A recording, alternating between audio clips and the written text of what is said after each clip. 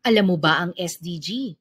Ha? SDG? Hindi ko pa po narinig. Ay, sorry, hindi ko po. Ano po yung SDG? From Sheesh, hindi ko gets, gawin nating seriously doable goals. Dito sa Shorts for Long, Short Talks for Long-Term Goals. Let's talk about SDG Part 1. Minimum wage, maximum tiis. Relate much, Beshi? SDG 1 is about ending poverty. Pero sa Pilipinas, kahit may trabaho ka, hindi pa rin sapat. Anong gagawin natin? Support policies that raise wages.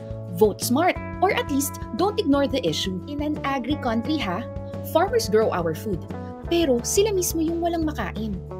SDG 2 wants zero hunger. Pero ang presyo ng pagkain, parang imported luxury. Anong gagawin natin? So next time you eat, think about who grew it and buy local. Free check-ups, mahaba at matagal ang pila. Mental health, kung sasabihin wala namang ganyan noon. SDG 3 wants good health for all, pero kulang pa rin sa access and better understanding. Anong gagawin natin? Speak up for better health systems. Talk about mental health without shame. Sabi, tubig is life, pero bakit parang baha is lifer? SDG 6 wants clean water for all, pero yung iba, scheduled pa rin ang tubig. Ang iba naman, sa ulan lang umaasa. Anong gagawin natin? Let's conserve water. Support sustainable water projects in your barangay. This is part 1 of our SDG Explainer series. See you in the next episode! Shorts for long, short talks for long-term goals.